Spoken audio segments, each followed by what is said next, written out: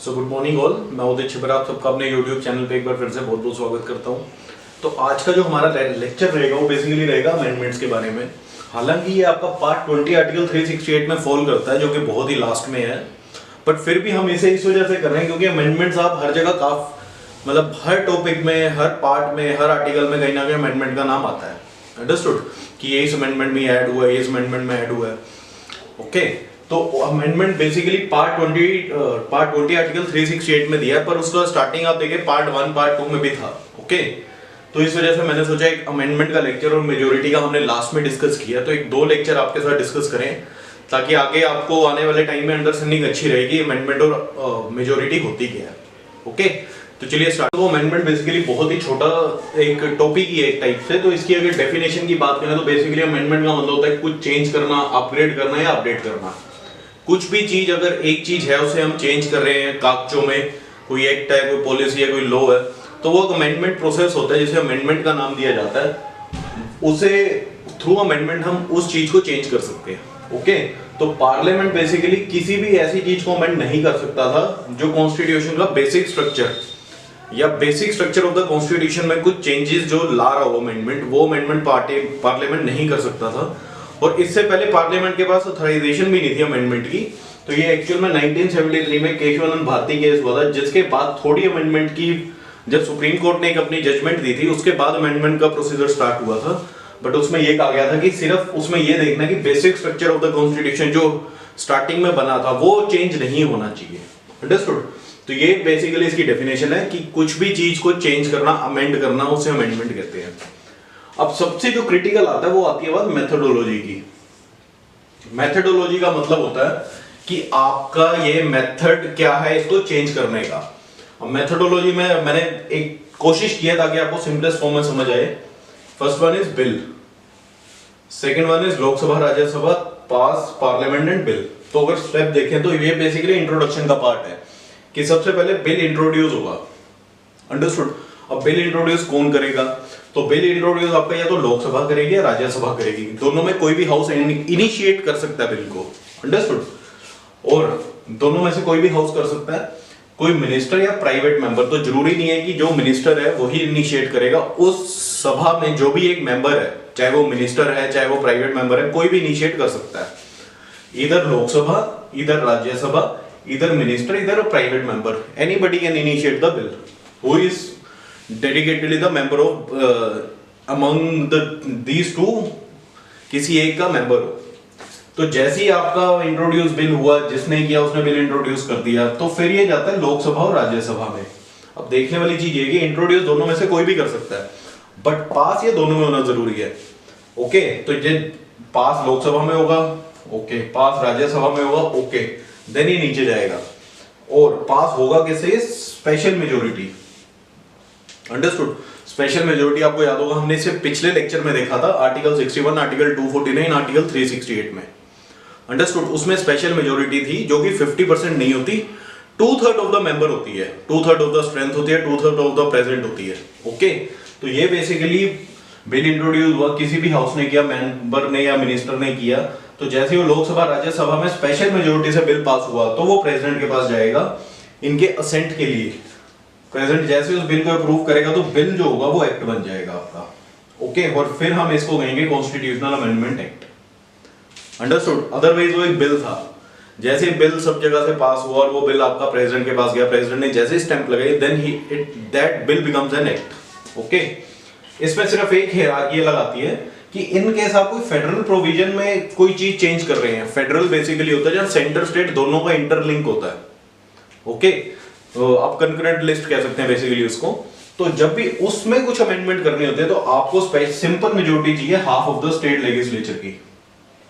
सिर्फ और सिर्फ इसमें फेडरल प्रोविजन में आपको हाफ सिंपल मेजोरिटी चाहिए, half of that state legislature, जिसके कॉन्स्टिट्यूएंसी में या जिसके एरिया में वो स्टेट आ रही है, या जो रूल जिस स्टेट में जा रहा है, तो उस स्टेट की हाफ लेजिस्लेचर की सिंपल मेजोरिटी भी यहाँ पे इसके साथ चाहिए होगी। Special majority of Lok Sabha Rajya Sabha plus simple majority of that half of that state legislature. Understood? Again जैसे ये दोनों चीजें आपकी प्लस हो चुकी हैं, फुलफिल हो चुकी हैं, तो ये दोबारा प्रेसिडेंट के पास आएगा अप्रूवल के लिए। जैसे ये स्टैंप लगाएंगे तो बिल जो है वो एक्ट बन जाएगा।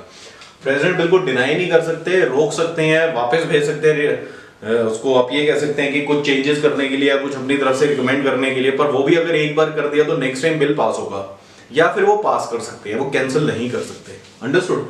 तो ये बेसिकली अमेंडमेंट की बात थी कि अमेंडमेंट इस स्टेप की तरह, इस मेथड से अमेंडमेंट का प्रोसीजर इनिशिएट होता है, और जैसे ही वो बिल पास होता है तो वो बिल एक्ट बन जाता है। अंडरस्टूड?